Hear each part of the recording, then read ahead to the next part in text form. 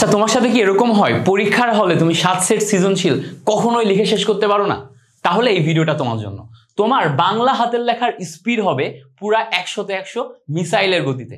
মানে তুমি 7 সেট সৃজনশীল টাইম মতো কভার করে ফেলতে পারবা with proper orientation. Proper orientation মানে কি? হাতের লেখা হবে সুন্দর গোছানো, অর্থাৎ টিচার তোমার খাতা দেখেই মার্ক দেওয়ার জন্য খুশি হয়ে যাবে এবং ফুল মার্ক দিবে।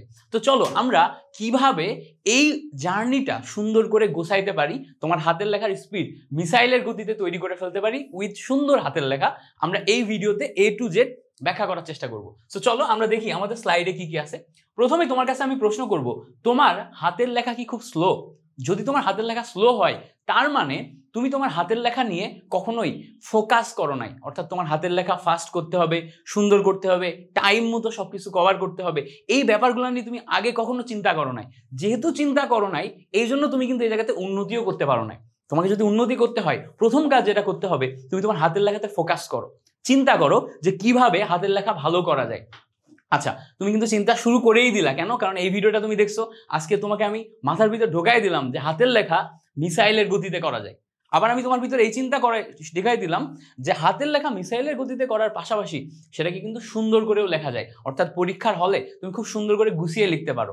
এই কয়েকটা জিনিস তুমি যদি মেনটেন করে তোমার টোটালি হাতের লেখা জার্নি জিরো থেকে অনেক হাই স্পিড করতে চাও, সুন্দর করে গোছাইতে চাও, তাহলে তোমাকে কিছু টিপস অ্যান্ড ট্রিক্স জানা লাগবে এবং কিছু অধ্যাবসায় করা লাগবে, মানে নিয়মিত প্র্যাকটিস করা লাগবে। কি কি করা লাগবে চলো আমরা একটু A to Z point to point দেখবো। প্রথমেই যেটা আসে সেটা হচ্ছে কলমের গ্রিপ। দেখো আমরা এক একজন মানুষ কলম কিন্তু এক এক ভাবে ধরি, তাই না? কেউ দেখবা কলমটাকে এইভাবে ধরে, একদম এই যে পিন আছে না, পিনের মাথার উপর এইভাবে ধরে, ধরে এইভাবে চেপে চেপে লিখে। এভাবে চেপে চেপে লিখলে কিন্তু তুমি কমফোর্টেবল না, কমফোর্টেবল।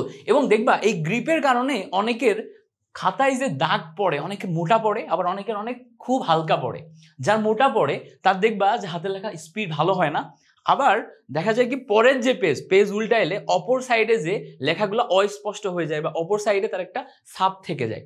তো এই যে গ্রিপ অনেক ইম্পর্টেন্ট। এখন বলবা ভাইয়া পারফেক্ট গ্রিপ কি, আইডিয়াল গ্রিপ কি, কিভাবে ধরলে আমার হাতের লেখা সবচেয়ে সুন্দর হবে?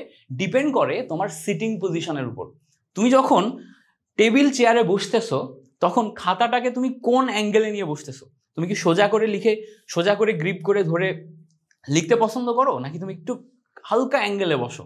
তার উপর ডিপেন্ড করে তোমার এই কলমের উপর গ্রিপ, এটা কিন্তু একটা পারফেক্ট অ্যাঙ্গেলিং হয়।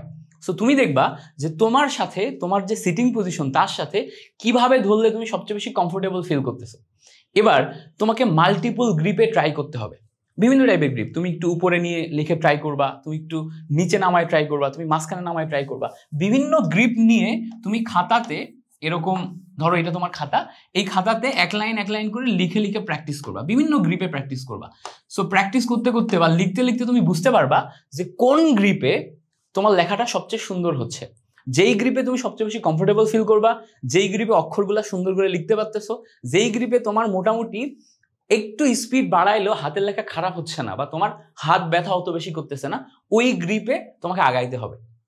গ্রিপের ক্ষেত্রে মোটামুটি 1 সপ্তাহ মতো ট্রায়াল করতে পারো, 7 দিন। কেন? বিভিন্ন গ্রিপে তুমি 7 দিন মতো ট্রায়াল করলে বুঝতে পারবা যে কোন গ্রিপে দীর্ঘক্ষণ লিখলে তোমার হাত ব্যথা করে। তুমি যদি একদম চেপে ধরো, সেই চেপে ধরে লিখলে দীর্ঘক্ষণ লিখলে তোমার কি হাত ব্যথা করে, নাকি একটু উপরে ধরলে এভাবে দীর্ঘক্ষণ লিখলে তোমার হাত ব্যথা করে, নাকি তুমি যদি মাঝখানে সুন্দর একটা মডারেট গ্রিপে ধরো, এটাতে তুমি 5-6 ঘন্টাও লিখতে পারো, তোমার কিচ্ছু হয় না। তোমার কি কখনো এরকম হয়েছে তুমি একদিনে সারাদিন এত বেশি লিখছো যে তোমার একটা খাতার অর্ধেক শেষ হয়ে গেছে বা একটা কলমের অর্ধেক কালি শেষ হয়ে গেছে? যদি এরকম কোনো সিচুয়েশন আসে যে 1 সপ্তাহের ভিতরে তোমাকে বিরাট একটা সিলেবাস কভার করা লাগবে এবং 1 সপ্তাহে তোমার 3টা কলম শেষ হয়ে গেছে, তার মানে কিন্তু তোমার উপর অনেক প্রেসার যাচ্ছে, সামনে কোনো একটা কম্পিটিটিভ পরীক্ষা, তাই না? সো এই পরীক্ষাগুলোতে তোমাকে ভালো করতে গেলে এই গ্রিপটা ভালো করে বোঝা জরুরি, কারণ এই গ্রিপটা তখন তোমাকে হাতে সাপোর্ট দিবে, হাত ব্যথা করবে কি করবে না। সো কলমের গ্রিপ এইটা নিয়ে তোমাকে অনেক বেশি ট্রায়াল অ্যান্ড এরর করা লাগবে। ট্রায়াল অ্যান্ড এরর করার পর তুমি কলমের গ্রিপ ফাইনালাইজ করে ফেললা। এরপরে আসো অক্ষর লেখা প্র্যাকটিস। দেখো আমরা যখন বাংলা লেখা প্র্যাকটিস করি বা আমরা যখন বাংলা লিখি তখন ওর ভিতরে কিন্তু আমরা ইন্ডিভিজুয়াল এক একটা অক্ষর লিখি, আমাদের ব্রেন অটোমেটিক ব্যাকএন্ড থেকে এটা প্রসেস করে। এখন তুমি যে অক্ষরগুলা লিখবা, এই অক্ষরগুলা তুমি যদি ইন্ডিভিজুয়ালি প্রত্যেকটা অক্ষর সুন্দর করে লেখা প্র্যাকটিস করো, ওইটার প্রতিফলন তোমার টোটাল হাতের লেখায় আসবে। যেমন ধরো তুমি কিভাবে ক অক্ষরটা লিখো, এই তোমার যে ক অক্ষর এটা তুমি কিভাবে লিখো, তুমি ধরো খ এইটা কিভাবে লিখো, তুমি ধরো গ এইটা কিভাবে লিখো। এই যে অক্ষরগুলা তুমি ইন্ডিভিজুয়ালি যখন লিখতেছো তখন ইন্ডিভিজুয়াল অক্ষরগুলা তুমি যত সুন্দর করে লিখবা তোমার হাতের লেখায় তার প্রতিফলন আসবে। তা আমি যখন তোমার মতো ছোট ছিলাম, ক্লাস 6, 7, 8-এ পড়তাম, তখন হাতের লেখা নিয়ে আমার ব্যাপক ফ্যাসিনেশন ছিল, সুন্দর করে লিখতে হবে, গুছিয়ে লিখতে হবে। তখন আমি কি করতাম, একটা খাতা নিতাম, ঠিক আছে, খাতায় ধরো এরকম পেজ আছে, তো এটা রাফ খাতা, এক পেজে পুরা পেজে আমি খালি একটাই অক্ষর লিখতাম, এভাবে ক লিখতে থাকতাম, এভাবে ক লিখতে থাকতাম, এভাবে ক লিখতে থাকতাম। এতে আমার যেটা হইতো, এই ক অক্ষরটা সাবকনশিয়াস মাইন্ডে ঢুকে যাইতো সুন্দর করে, এবং দ্রুত স্পিডে লিখতে যে কিভাবে সুন্দর করে লেখা যায়, কিভাবে দ্রুত স্পিডে লেখা যায়, আমার সাবকনশিয়াস মাইন্ডে ঢুকে যাইতো। তো অক্ষরটা যখন আমি চিন্তা করব বা আমি যখন ওই অক্ষরটা লিখবো, যেহেতু এতবার লিখছি, এতবার প্র্যাকটিস করছি, সাবকনশিয়াস মাইন্ডে ঢুকে গেছে, অটোমেটিক লাইনের ভিতরে ওটা ভালো একটা পজিশনিং হয়ে যাবে এবং দ্রুত আমি লিখতে পারবো। সাপোজ ধরো এই ক থেকে আমি লিখলাম কাগজ, তো এই ক থেকে আমি কাগজ লিখবো, এটা দেখো অটোমেটিক সুন্দর একটা পজিশনিং হয়ে গেছে, বুঝতে পারছো? সুন্দর পজিশনিং হয়ে গেছে। কেন পজিশনিং হয়েছে? বিকজ আমি এই কটা এতবার লিখছি যে এইটা লিখতে লিখতে ওটার একটা প্রোটোটাইপ আমার মাথার ভিতরে সাবকনশিয়াস মাইন্ডে ঢুকে গেছে। ফলে যখন আমি কাগজ লিখতে যাচ্ছি অটোমেটিকও ওর মতো করে লেখা হয়ে যাচ্ছে, স্পিডও সুন্দর হবে, ওরিয়েন্টেশনও সুন্দর হবে। সো তোমাকে যেটা করতে হবে, অক্ষরগুলা লেখা প্র্যাকটিস করতে হবে ইন্ডিভিজুয়ালি। তো তুমি কি করবা, প্রতিদিন টার্গেট নিবা যে আজকে আমি 2 ঘন্টা খালি ক লেখা প্র্যাকটিস করবো, বা 1 ঘন্টা আমি ক লেখা প্র্যাকটিস করবো, বা আমি 10 মিনিট ক লেখা প্র্যাকটিস করবো। তো তুমি একটা পেজে বা 2টা পেজে বা 3টা পেজে খালি কই লিখবা। এবার তোমাকে আইডেন্টিফাই করতে হবে যে অক্ষরগুলোর ভিতরে কোন অক্ষরগুলো লিখতে তোমার সবচেয়ে বেশি সমস্যা হয়। যেমন আমি ক্ষীয় মধ্যঞ্চ যেটা আছে এইটা লিখতে এখনো স্ট্রাগল করি, সুন্দর করে লিখতে পারি না। তো এইটা লেখার জন্য দেখা যাচ্ছে যে সবসময় সমস্যা হয়। এর ভিতরে কয়টা ভিতরে এখানে তোমার প্যাচ আসতেছে, এটা আমার ঠিকঠাক হয় না। আবার আমি খ সুন্দর করে লিখতে পারতাম না, গ সুন্দর করে লিখতে পারতাম না। এই যে অক্ষরগুলো নিয়ে আমি মোটামুটি আগে থেকে স্ট্রাগল করি, এগুলাকে আমি আইডেন্টিফাই করছি আলাদা করে, যাচ্ছে আমি এইটা এটা এটা সুন্দর করে লিখতে পারতাম না। যেমন আমি ল সুন্দর করে লিখতে পারতাম না। তো এগুলো আমি যেহেতু সুন্দর করে লিখতে পারি না, এগুলোকে আমাকে কি করতে হবে, আইডেন্টিফাই করতে হবে, করে এগুলোর উপর আলাদা করে ফোকাস করে বেশি বেশি প্র্যাকটিস করতে হবে। 2 মিনিট মানে 10 মিনিট 15 মিনিট 20 মিনিট প্রতিদিন যদি তুমি এই অক্ষরগুলোর উপর আলাদা করে রাফ করে করে প্র্যাকটিস করো, দেখবা এই অক্ষরগুলোর উপরে তোমার একটা ভালো গ্রিপ চলে আসবে। যখনই গ্রিপ চলে আসবে তখন দেখবা এগুলো যখন তুমি পরিপূর্ণভাবে বাংলা হাতের লেখার ভিতরে ইউজ করতেছো, তোমার আর মনেই হবে না যেটা তুমি পারো না। তো এটা হচ্ছে টেকনিক অ্যাডাপ্ট করার। ওকে, তো এরপরে আসো আমরা পরের পয়েন্ট দেখি। পরের পয়েন্ট হচ্ছে মাত্রা ঠিক করা। খেয়াল করে দেখবা আমরা যারা হচ্ছে আমরা এরকম বিভিন্ন টাইপের লেখালেখি প্র্যাকটিস করি, বা আমরা যারা স্টুডেন্ট, আমরা যদি এরকম একটা খাতা নিই, কখনো কখনো এরকম হয় আমরা এখান থেকে একটা লাইন লেখা শুরু করছি, লিখতে লিখতে এদিক চলে গেছি। কখনো কখনো এরকম হয় এখান থেকে লাইন লেখা শুরু করছি, লিখতে লিখতে এদিক চলে গেছে, হয় না? লাইন ব্যাকা হয় না? এই যে লাইন ব্যাকা হয়ে যাওয়া, এটা আমাদের হাতের লেখার ওরিয়েন্টেশন নির্ধারণ করে। আমার হাতের লেখা কতটা সুন্দর দেখাবে সেটা নির্ধারণ করে হচ্ছে লাইনের এই মাত্রা ঠিক আছে কিনা তার উপর। এখন এই যে মাত্রা ঠিক হয় না, কারণ আমরা কখনো এটা নিয়ে চিন্তা করি না যে আমাদের মাত্রাটা ঠিক করে লিখতে হবে। এর জন্য তোমাকে যেটা করা লাগবে, মাত্রা নিয়ে আলাদা করে কাজ করা লাগবে। তুমি যখন অক্ষর লিখবা সবসময় ট্রাই করবা যে মাত্রাগুলো অ্যালাইন যাতে হয়, মাত্রাগুলো অ্যালাইন যাতে হয়, মানে এই অক্ষর যেটাই লিখো উপরের যে মাত্রা এইটা হবে একদম সোজা স্ট্রেট লাইন। অনেকে খেয়াল করে দেখবা যে একটা পেজে সুন্দর করে এরকম সোজা করে লাইন টানতেও পারে না। লাইন দেখবা এরকম করে লাইন টানতে বলবা, দেখবা এরকম ব্যাকা করে ফেলছে, এরকম লাইন টানতে বলবা, দেখবা এরকম ব্যাকা করে ফেলছে, সোজা করে লাইন টানতে পারে না। লাইন টানতে কেন পারে না? বিকজ পরীক্ষার হলে বা তুমি যেখানে বসে পড়াশোনা করো ওখানে তোমার বডির যে সিটিং পজিশন, কলম ধরার যে গ্রিপ, দুইটার উপর ডিপেন্ড করে তোমার ব্রেন কখনো ক্যালকুলেট করতে পারতেছে না যে তুমি ঠিক কিভাবে সোজা করে লাইন টানবা। এবার তুমি যদি বসার গ্রিপ ঠিক করো, কলম ধরার গ্রিপ ঠিক করো, করে এবার এই খাতাতে নিয়মিত প্র্যাকটিস করো, এভাবে এভাবে সোজা করে লাইন টানা প্র্যাকটিস করো, এভাবে এভাবে সোজা করে দাগ দেওয়া প্র্যাকটিস করো, তাহলে আস্তে আস্তে দেখবা প্রত্যেকটা অক্ষরে এরকম সোজা করে মাত্রা দিতে পারতেছো। ধরো আমি আমার সোনার বাংলা লিখবো, হ্যাঁ, তো আমি এই যে আমার সোনার বাংলা, এখানে প্রত্যেকটার উপরে কিন্তু ইন্ডিভিজুয়াল মাত্রা দিছি, তাই না? খেয়াল করো তো, ইন্ডিভিজুয়াল আলাদা আলাদা করে মাত্রা দিছি না, কিন্তু ইন্ডিভিজুয়াল মাত্রা কিন্তু ব্যাকা হয় নাই, প্রত্যেকটা একদম সিমিলার সোজা গেছে। কেন গেছে? কারণ আমি যখন তোমার মতো ছোট ছিলাম তখন খাতা কলম নিয়ে এরকম খাতায় শুধুমাত্র এরকম করে সোজা একটা স্ট্রেট লাইনে লাইন টান আলাদা করে শিখছি। এই যে লাইনটা আমি আলাদা করে শিখছি, এইটা আমার মাথার ভিতরে সাবকনশিয়াসলি ঢোকাই দিছে যে এইভাবে টানলে আমার এটা সোজা হবে। এই যে একবার আমি শিখে গেলাম না, এই শেখা থেকে আমি এখন যখনই আমি এরকম সুন্দর করে লেখার চেষ্টা করব, ঠিক আছে, অটোমেটিক মাত্রা আমার ঠিক হয়ে যাবে। দেখবা সেম লাইনে যাচ্ছে, সেম লাইনে যাচ্ছে। ফলে এটা আমার হাতের লেখার ওরিয়েন্টেশন ঠিক করে দিবে। আবার আমি এই লেখাগুলো দ্রুতও লিখতে পারবো। বুঝতে পারছো জিনিসটা কি? এবার দেখো, তুমি যদি এরকম লাইন টানা শিখো, দাগ দেয়া শিখো, অনেক দ্রুত এইভাবে দাগ দেয়া শিখো, এটাই কিন্তু তোমার হাতের লেখা সুন্দর করা, প্লাস এটাই কিন্তু তোমার ওই হাতের লেখা দ্রুত করারও যে ব্যাকএন্ডের কাজ সেটা ঠিক করে দেয়।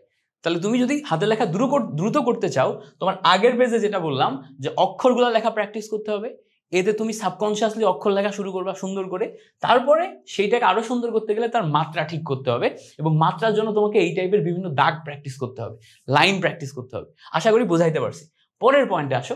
পরের পয়েন্টে হচ্ছে জোড় অক্ষরে লেখা প্র্যাকটিস করা। জোড় অক্ষরে বলতে কি বুঝাচ্ছি দেখো, একটু আগে বলছি ইন্ডিভিজুয়াল অক্ষর লেখা। যখন তুমি তোমার হাতের লেখাকে মিসাইলের গতিতে খুব দ্রুত স্পিডে সর্বোচ্চ পরিমাণ গতিতে লিখতে চাবা, আবার চাইবা তুমি হাতের লেখাটা সুন্দরও হোক, তখন তোমাকে যে কোনো একটা ওয়ার্ড এক টানে লেখা প্র্যাকটিস করতে হবে। যেমন ধরো আমি লিখতে চাচ্ছি আমার, দেখো তো এই যে আমি আমার শব্দটা লিখলাম, এক টানে লিখলাম না।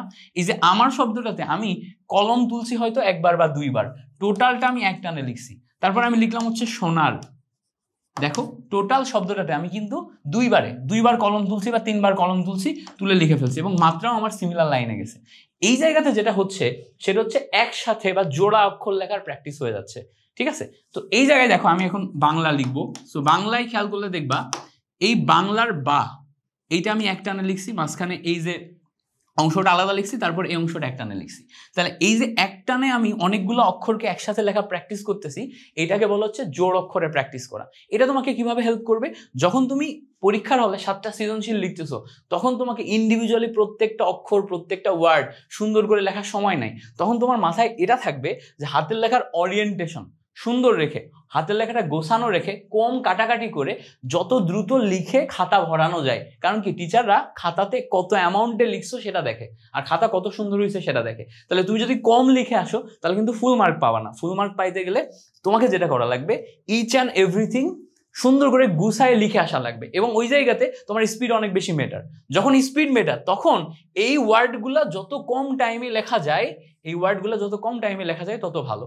তো ওয়ার্ডগুলো কম টাইমে লেখার উপায় কি? এই জোড় অক্ষর লেখা প্র্যাকটিস করা। ঠিক আছে, তো তুমি চেষ্টা করবা একটা ওয়ার্ডকে যত কম কলম তুলে লেখা যায়। তবে এটা কিন্তু অ্যাডভান্স লেভেল, শুরুতেই তুমি কিন্তু এটা পারবা না। তোমাকে আগে মাত্রা ঠিক করতে হবে, অক্ষর লেখা ঠিক করতে হবে, এগুলা দিয়ে তোমার হাতের লেখাকে আগে গোছাইতে হবে, তারপরে যে তুমি এই জিনিসটা ঠিক করতে পারবা। আশা করি বোঝাইতে পারছি। ওকে, এরপরে পরের পয়েন্ট আসো। লাস্ট পয়েন্ট হচ্ছে চর্চা চর্চা চর্চা। তার মানে তুমি কত বেশি চর্চা করো, তোমার প্র্যাকটিস কত বেশি, তার উপর ডিপেন্ড করে তোমার হাতের লেখা তৈরি হবে। ধরো তুমি আজকে এই ভিডিওটা দেখলা, দেখার পর তুমি ওভার মোটিভেটেড হয়ে গেছো, ভাই আমি একদম হাতের লেখা ফাটাই দিব। পরে তুমি দুদিন পরে ভুলে গেছো আমি তো হাতের লেখা নিয়ে কাজ করতেছিলাম।